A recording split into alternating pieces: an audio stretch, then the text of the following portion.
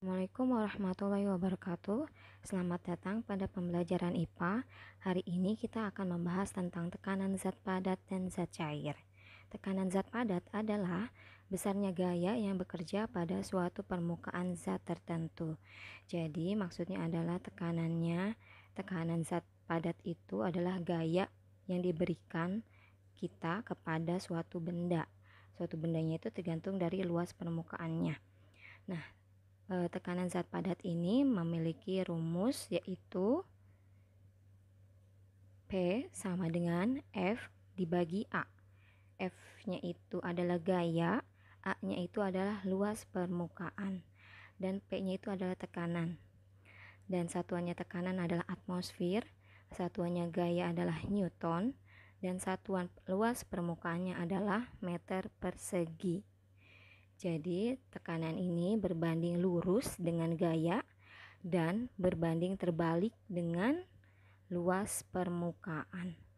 Maksudnya adalah semakin besar gayanya, semakin besar pula tekanannya, semakin besar luas permukaan, semakin kecil tekanannya. Jadi terbalik ya. Nah, sekarang kita lihat ya, di sini ada gambar balok kayu. Ada balok di paku A dan ada balok yang di paku B. Kalian bisa lihat dengan gaya yang sama yaitu 1000 Newton, manakah yang memiliki tekanan yang paling besar? Yang di A atau yang di B? Oke, seperti rumus yang tadi Ibu berikan, maka tekanan yang paling besar adalah terjadi di paku yang B. Kenapa? Karena paku yang B itu memiliki luas permukaan yang kecil. Lihat deh di bawahnya. Oke. Sedangkan yang paku A adalah memiliki luas permukaan yang besar.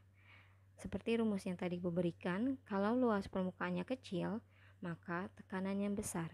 Kalau luas permukaannya besar, maka tekanannya pun akan kecil. Jadi yang memiliki tekanan besar adalah yang B, dan memiliki tekanan kecil adalah paku yang ada balok A-nya. Begitu.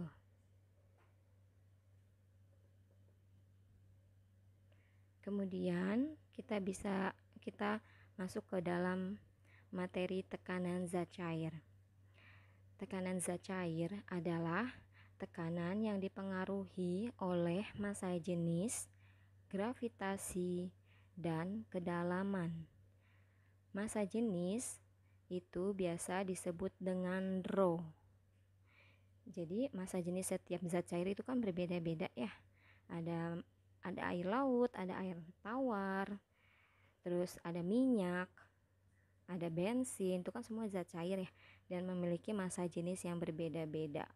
Kamu bandingkan deh, misalkan ada air laut dicampur dengan minyak, bisa tidak? Kemudian tekanan zat cair ini akan dipengaruhi oleh kedalaman. Maksudnya adalah semakin dalam kita menyelam, maka tekanannya pun akan semakin besar. Apabila kita ada di permukaan zat cair, maka tekanannya akan semakin kecil. Oke, kita akan lihat rumus dari tekanan zat cair. Tekanan zat cair memiliki rumus P sama dengan rho dikali G dikali H. P-nya adalah tekanan, rho-nya adalah massa jenis, G-nya gravitasi, dan H-nya adalah kedalaman. Oke, jadi di sini yang mempengaruhi tekanan zat cair adalah rho, gravitasi, dan kedalaman. Jadi seperti yang tadi Ibu bilang ya. Jadi massa jenis yang berbeda akan mempengaruhi tekanan yang berbeda pula. Gitu. Dan kedalaman juga. Kedalaman semakin dalam, maka tekanannya pun akan semakin besar. Seperti para penyelam ya.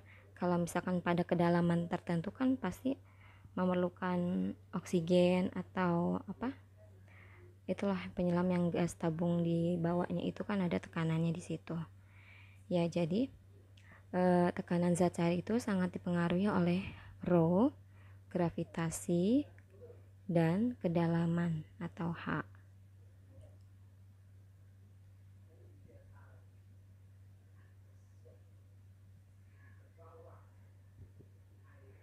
Oke, kemudian kita akan membahas tentang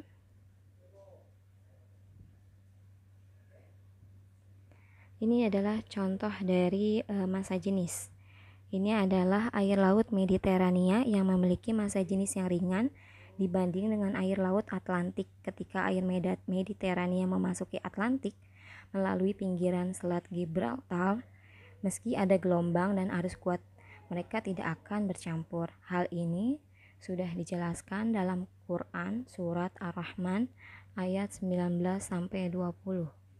Nah, ini adalah contoh dari massa jenis ya. Jadi massa jenisnya di sini tidak akan bercampur.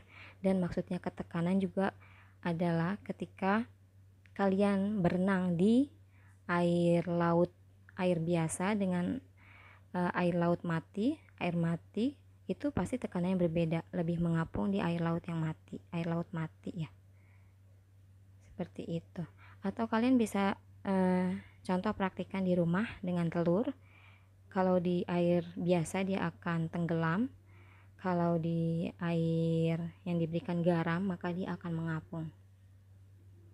Jadi tekanannya yang di air laut mengapung, maksudnya air laut yang asin, air laut mati itu akan lebih besar. Akan membuat kita lebih mengambang gitu. Oke, contoh selanjutnya adalah di sini ada tabung yang memiliki lubang 1, 2, 3. Air manakah yang akan memberikan pancuran yang lebih jauh?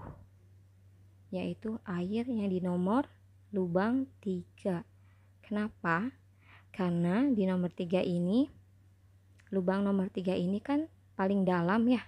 Karena paling dalam maka tekanannya paling kuat, sehingga memberikan pancuran yang semakin jauh dibandingkan air di lubang nomor 1 dan nomor 2. Air di lubang nomor 1 itu paling ringan sehingga pancurannya paling rendah. Seperti itu. Kemudian kita lihat di sini ada grafik atau ada tabel di kedalaman tertentu memiliki tekanan yang tertentu. Semakin ke dalam seperti yang digambar tersebut, kedalaman 50 meter maka tekanannya 6, kedalaman 40 meter tekanannya 5, dan semakin atas semakin kecil dan semakin bawah akan semakin besar tekanannya. Kemudian contoh selanjutnya adalah waduk. Kalian pernah lihat bendungan waduk? Nah, itu dibuat seperti di bawahnya itu waduknya itu semakin besar betonnya. Ya, kenapa? Semakin bawah semakin besar karena tekanan waduk atau tekanan zat cair semakin dalam kan ya, kalau semakin bawah akan semakin besar, sehingga memerlukan beton yang semakin kuat agar tidak jebol. Jadi semakin dalam suatu zat cair, suatu tempat, maka semakin besar pula tekanannya.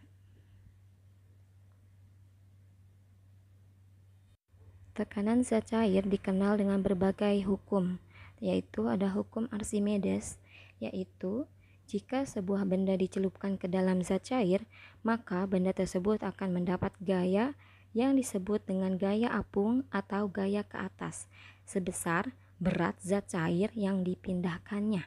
Maksudnya seperti ini.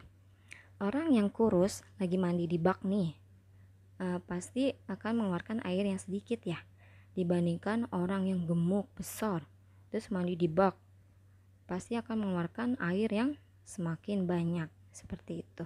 Jadi si Archimedes ini terinspirasi ketika dia mandi dia masuk ke kolam, wah ternyata airnya bisa keluar sebanyak berat yang benda masuk tersebut. Kemudian hukum ini menjelaskan hubungan gaya berat dan gaya ke atas pada suatu benda jika dimasukkan ke dalam air, di mana akibat adanya gaya angkat atau gaya apung, benda yang ada di dalam zat cair beratnya akan berkurang, sehingga benda yang diangkat dalam air akan terasa lebih ringan apabila dibandingkan dengan benda yang diangkat di darat. Jadi di zat cair ini memperingan berat bendanya. Seperti itu. Seperti yang Ibu jelaskan sebelumnya ya, tentang yang Archimedes tadi, yang contoh Archimedes ketika dia masuk ke dalam bak mandi, ya seperti itu maksudnya. Jadi gaya yang diberikan ke dalam zat cair sesuai dengan berat yang masuk ke dalam zat cair tersebut. Kemudian dalam hukum Archimedes ini dikenal dengan mengapung, melayang, dan tenggelam.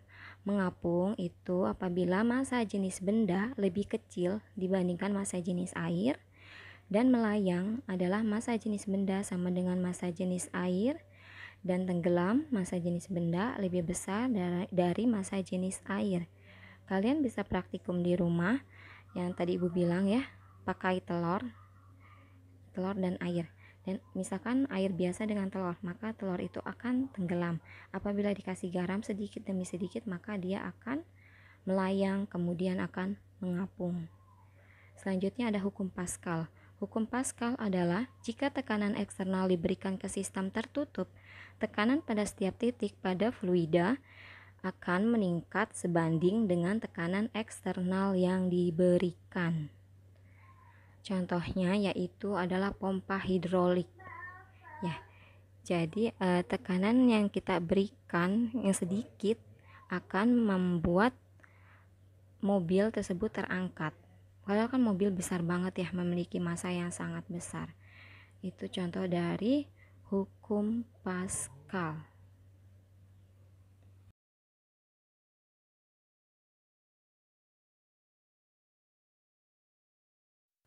Hukum Pascal banyak diterapkan untuk memudahkan pekerjaan manusia.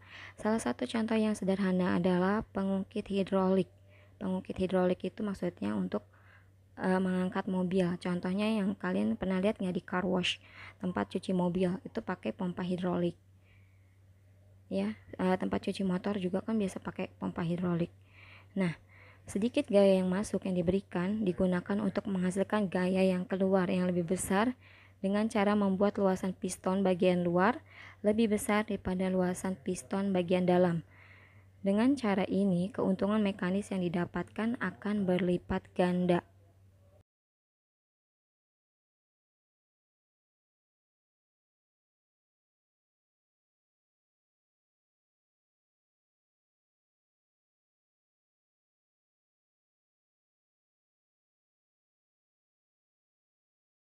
Ini adalah gambar dari pompa hidrolik. Yang sebelah kiri piston kecil dan yang sebelah kanan adalah piston yang besar.